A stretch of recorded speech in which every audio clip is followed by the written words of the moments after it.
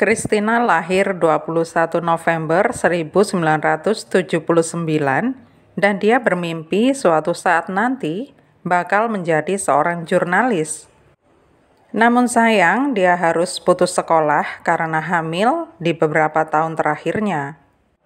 Christina pun melahirkan bayi laki-laki dan tinggal bersama ayah bayinya, Jacob. Jacob selalu kasar kepada Christina, baik secara verbal maupun fisik. Christina tidak menutup-nutupi kekerasan yang diterimanya dan semua orang tahu, tetapi dia mengatakan mencintai Jacob dan hendak memperjuangkan hubungan mereka sampai berhasil. 1,5 tahun sebelum kematiannya, Jacob pernah menembak wajah Christina dengan senapan angin. Jacob pun harus dikurung di penjara selama 3 hari, tetapi hal ini membuat Christina habis kesabaran.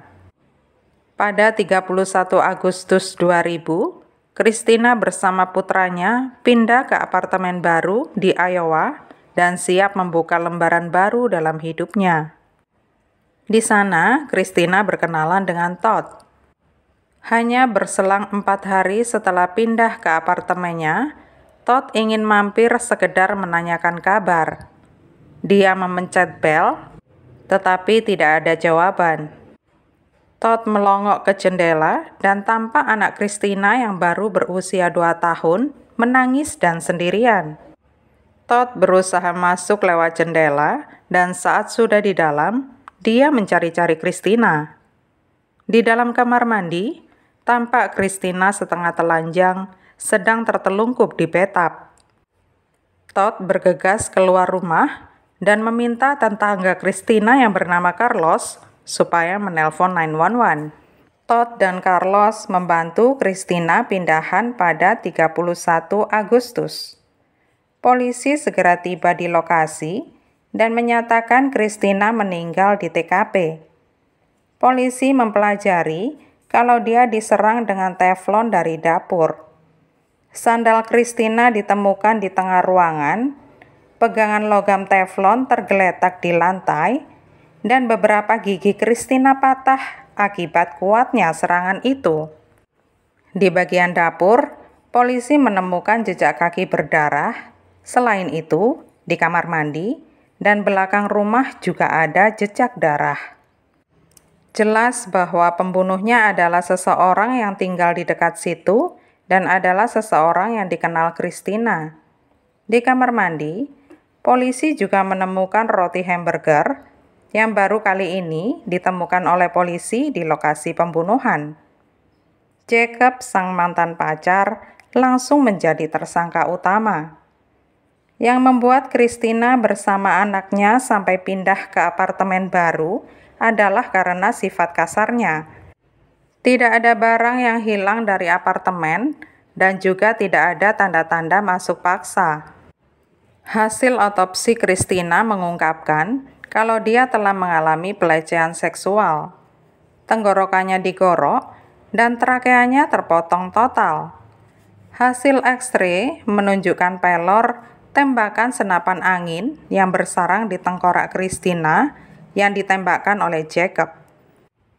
Pemeriksa medis menyebutkan waktu kematian Christina antara pukul 9 malam sampai pukul 3 pagi. Jacob sempat diinterogasi tetapi dia memiliki alibi. Saat pembunuhan terjadi, dia sudah berada di luar minum-minum bersama anggota tim lari University of Iowa selama 1,5 jam.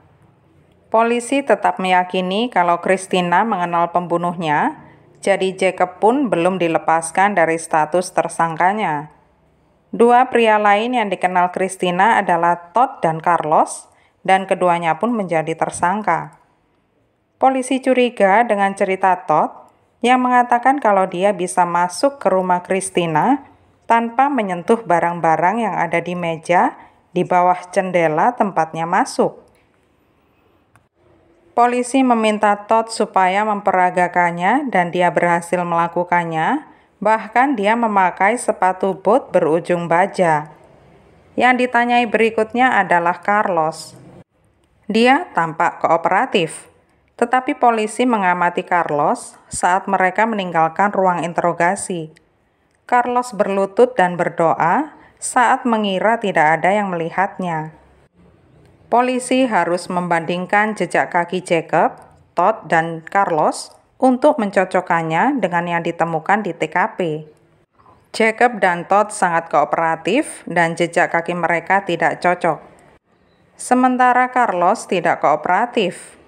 Ketika dia dimintai berjalan melintasi kertas, dia malah berjalan di pinggir dan kemudian balik lagi menapaki jejaknya tadi.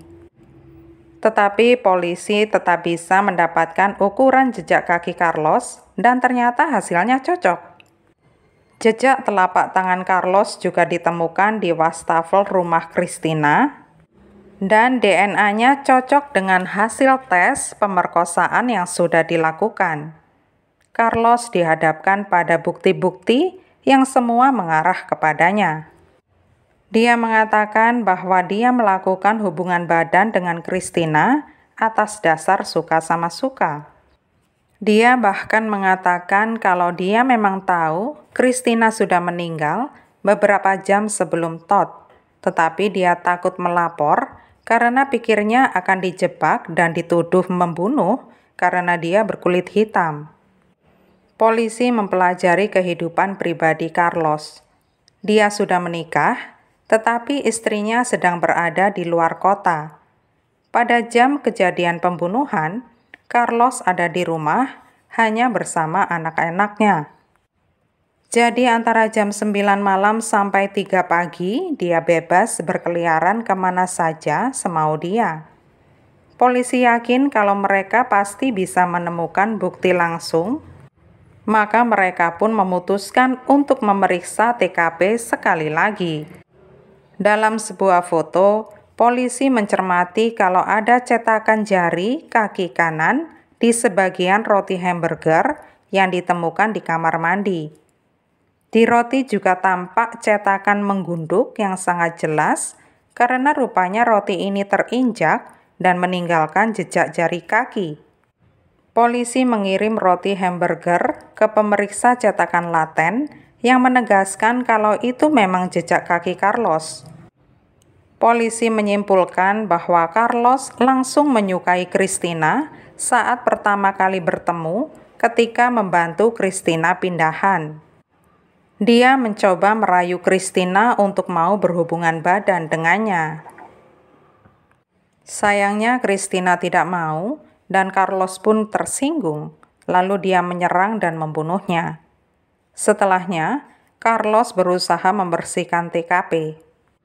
Dia sangat terburu-buru ketika hendak menyembunyikan pisau yang dipakainya untuk menggorok Christina, sehingga dia membuat barang-barang berantakan sekali.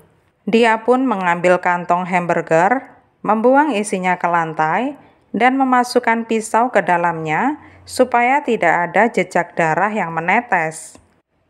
Carlos tidak hanya membunuh Christina, tetapi juga meninggalkan balita sendirian di rumah sekitar 24 jam. Pengadilan Carlos dimulai pada tahun 2002. Penuntut mengatakan bahwa Carlos membunuh Christina karena takut ketahuan istrinya kalau dia tertarik kepada Christina dan pasti Christina akan melaporkannya telah merayunya kepada sang istri.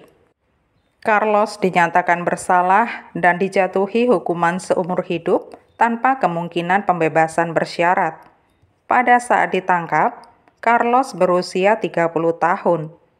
Sejak saat itu, Carlos mencoba mengajukan banding atas kasusnya. Pada 2017, dia mencoba meminta tes DNA baru. DNA orang kedua memang ditemukan di tubuh Christina, karenanya Carlos tetap meminta pengujian ulang DNA. Dia memang mengakui telah berhubungan badan dengan Christina, tetapi dia tidak membunuhnya. Tetapi pengadilan menolaknya karena tes DNA Carlos yang awal telah dipakai untuk melawannya di persidangan. Bukti yang sudah ada tidak mungkin ditiadakan, dan yang lebih penting lagi, Di kaos yang dikenakan Carlos waktu pembunuhan terdapat percikan darah Christina. Semua bukti sudah mengarah kepadanya dan Carlos pun tidak berkutik.